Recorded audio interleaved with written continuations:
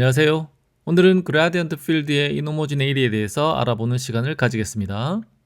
요구되는 선행학습입니다. 꼭 보시고 이 강의를 들으시길 권장드립니다. 우리가 이전 시간에서 그라디언트 시스템의 퍼포먼스를 가늠할 수 있는 두 가지 파라미터에 대해서 배웠었습니다. 그 첫 번째가 Maximum Gradient Strength였고요. 두 번째가 바로 Slew Rate입니다. 이 두 개의 값을 보고 그라디언트가 얼마나 성능이 좋은지를 우리가 앞에서 배우셨습니다. 그래서 그라디언트 스펙이 굉장히 중요하다라고 말씀을 드렸었죠. 그라디언트 퍼포먼스가 좋아지면 우리가 얻을 수 있는 이점이 세 가지 있다고 그랬습니다. 첫 번째가 T가 줄어들어서 스캔 타임을 줄일 수 있다라는 것이고요. T가 줄어들면 밴드위스가 커지기 때문에 더 큰 밴드위스를 우리가 사용할 수 있고 더 큰 밴드위스를 사용함으로써 아티팩트를 줄일 수 있다라는 말씀도 드렸고요. 같은 밴드위스에서 더 얇은 절편, 즉 슬라이스 thickness를 선택할 수 있다라는 말씀을 드렸어요. 그래서 더 하이 레졸루션의 영상을 얻을 수 있다. 즉 그라디언트 퍼포먼스가 좋아지면 짧은 시간에 아티팩트가 없는 하이 레졸루션의 영상을 얻을 수 있다라고 말씀을 드렸습니다. 자, 그런데 로우 퍼포먼스 그라디언트가 되면 이거랑 반대가 되겠죠. 그러면서 더 많은 아티팩트가 발생을 하는데요. 그 아티팩트가 바로 그라디언트 필드의 인호모지네이티 때문에 생기는 아티팩트다라고 보시면 되겠습니다. 먼저 그라디언트의 non-linearity 때문에 생기는 아티팩트를 한번 볼게요.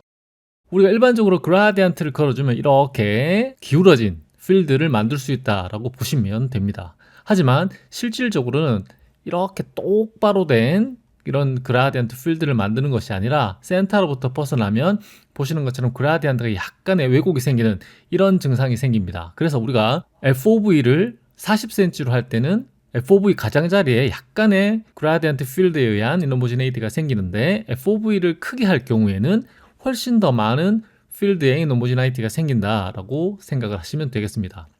그래서 그라디언트 퍼포먼스가 떨어지면 그라디언트에 의한 non-linearity가 훨씬 더 증가한다. 그렇게 생각하시면 되겠습니다.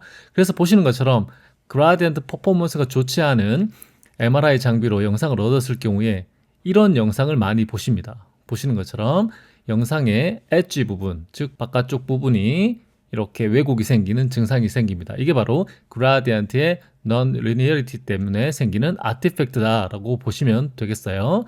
보시는 것처럼 C스파인과 T스파인을 한 번에 이미징하기 위해서 큰 FOV를 쓸 때 FOV 가장자리에 이렇게 왜곡이 생기는 현상들이 생깁니다. 이것도 역시나 그라디언트의 non-linearity 때문에 생기는 아티팩트다라고 보시면 되겠죠. 이렇게 그라디언트 퍼포먼스가 떨어지는 장비에서는요, FOV를 크게 해서 찍으면 디스토션이 생기게 되거든요. 그래서 큰 FOV를 썼을 때 생기는 아티팩트를 줄이기 위해서는 작은 FOV 두 개를 쓰고 이걸 이제 머지 시키는 방법을 사용하시는 게 가장 일반적인 방법이다라고 생각을 하시면 되겠습니다.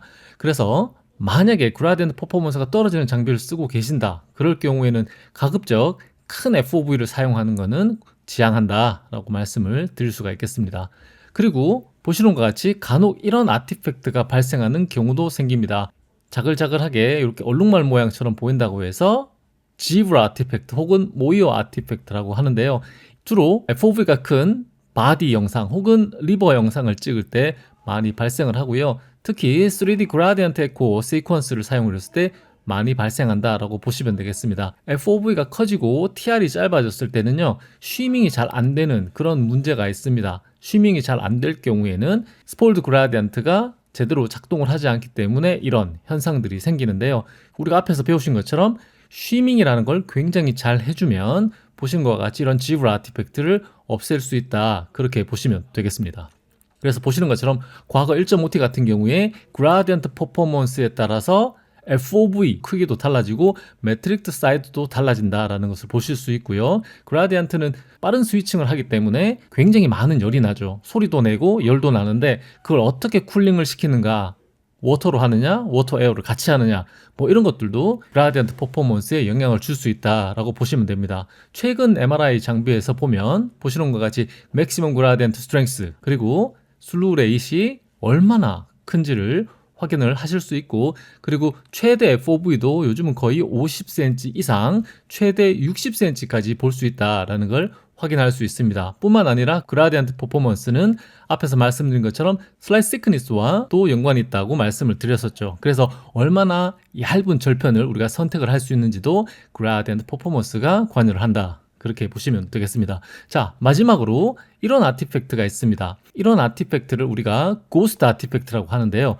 고스트 아티팩트는 주로 EPI 영상에서 보이지 일반적인 T1, T2 영상에서 보이지 않습니다. 그런데 일반적인 T1, T2 영상에서 고스트 아티팩트가 보인다, 엄청나게 심각한 일이다, 그렇게 생각을 하시면 되겠어요.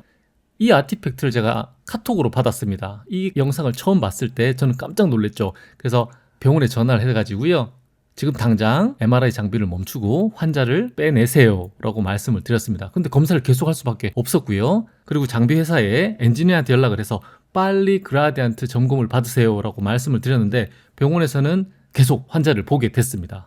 그리고 나서 수시간 후에 장비가 멈췄죠. 그래서 나중에 엔지니어가 와서 MRI를 뜯어봤더니 여기 보호 끝에 보시는 것처럼 이렇게 그라디언트가 녹아내렸습니다. 왜 녹아내렸나요? 너무 많은 열을 받아서 녹아내렸다는 얘기입니다.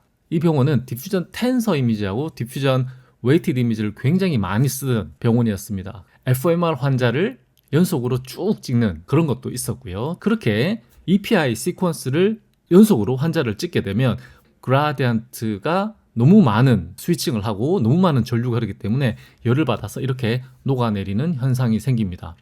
말씀드린 것처럼 일반적인 T1, T2에서 생기는 고스트 아티팩트는 그라디언트의 이상이 생긴 현상 때문에 생긴다라고 보시면 되겠습니다. 그래서 DTI와 펑셔널 MRI 같은 경우에는 연속적으로 환자를 쭉 달아서 찍는 것이 아니라 오전에 한 케이스 혹은 오후에 한 케이스, 이런 식으로 환자를 잘 배분해서 찍어야 그라디언트에 무리가 없겠습니다. 오늘 강의는 여기까지고요. 오늘 강의도 좋았다면 구독과 좋아요를 부탁드립니다. 감사합니다.